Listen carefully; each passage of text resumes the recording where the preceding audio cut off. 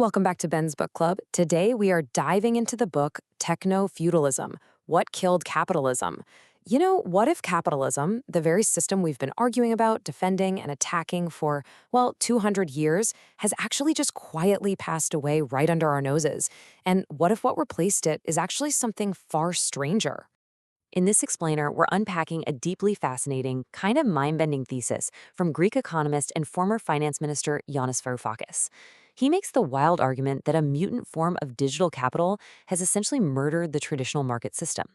So it wasn't a socialist revolution that did capitalism in, but rather capital itself mutating into this crazy, high-tech version of the Middle Ages. We're going to break this whole theory down into 5 parts. 1. The death of capitalism. 2. Profit versus cloud rent. 3. The new digital class structure. 4. How do we get here? And finally, 5. Is the theory flawed? All right, let's jump right into part 1, the death of capitalism. The absolute shocker of a premise in this book is that the two foundational pillars of capitalism, open markets and profit, have been secretly overthrown. According to Varoufakis, platforms like Amazon or the App Store, they don't just participate in the market, they literally are the market. Think about it. In old-school capitalism, you'd go to a physical or even a digital town square to trade goods, right? Buyers and sellers met on a relatively level playing field. But under this idea of techno-feudalism, tech giants act as absolute gatekeepers. When Amazon gets to set the rules, competes with third-party sellers using their own data, and takes a cut of absolutely everything, well, that's not a traditional market anymore. Varoufakis argues that it's essentially a fiefdom. Moving on to part 2, profit versus cloud rent. Now, what's genuinely fascinating about this shift is how the most powerful companies actually make their money today.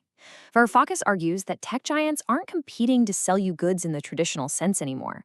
Instead, they're extracting rent from the businesses that are absolutely desperate to reach you. Look at it this way. In old capitalism, companies made a profit by, actually building things and selling them.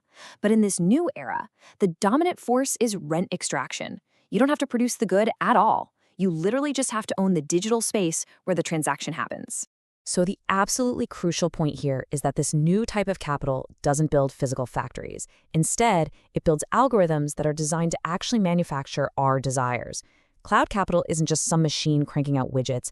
It's the massive networks, data centers, and AI that organize our entire economic activity. And unlike, say, a 19th century steam engine, Amazon's recommendation engine doesn't just fulfill an existing need, it actively shapes what you want in real time. And this perfectly explains why taking a massive 30% cut from app developers looks a whole lot less like a competitive market, and honestly, a lot more like a medieval lord demanding tribute. If you want to sell your app, you have no choice but to cross the digital drawbridge and pay the toll.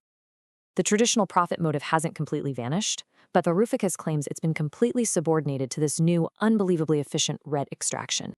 Which brings us to part 3, the new digital class structure. This whole dynamic builds into a brand new social hierarchy, totally replacing traditional bosses and workers. According to the book's proposed reality, we have a very clear hierarchy now. Right at the top, you have the Cloudalists. These are your modern digital lords. Think Bezos, Zuckerberg. They own the infrastructure.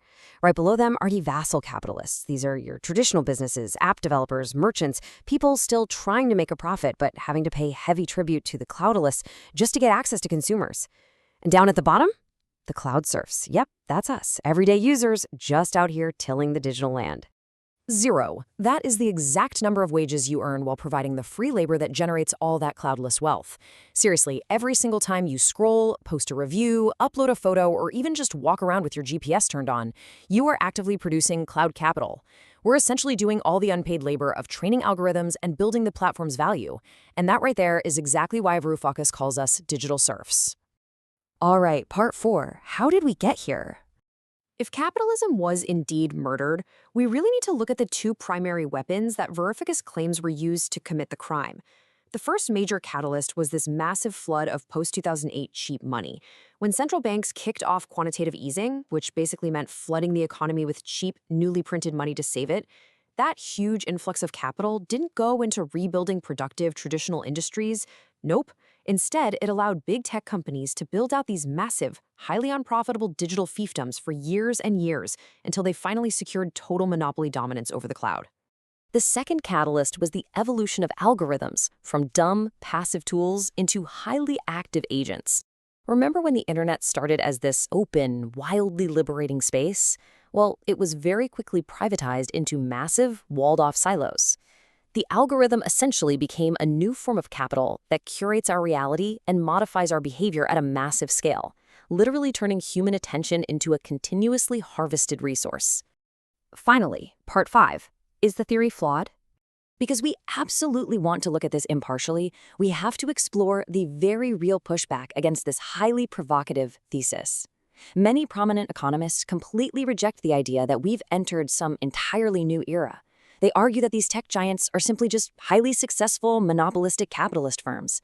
They point out that, hey, rent-seeking and monopolies have literally always been a part of capitalism, and suggesting that the entire system has actually died might just be overstating things a bit for the sake of a really catchy book title. Critics are quick to point out a few major flaws with the idea. First off, the whole feudalism analogy is a bit loose. Historical feudalism was super local and heavily based on physical violence, whereas tech is global and, at least in theory, meritocratic.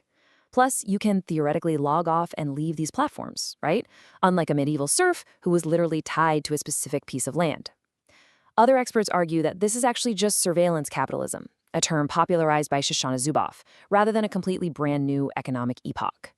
Finally, critics note that Varoufakis' proposed solutions, like the democratic ownership of data or a universal basic dividend funded by cloud profits, well, they feel just a little bit thin on actionable real-world details.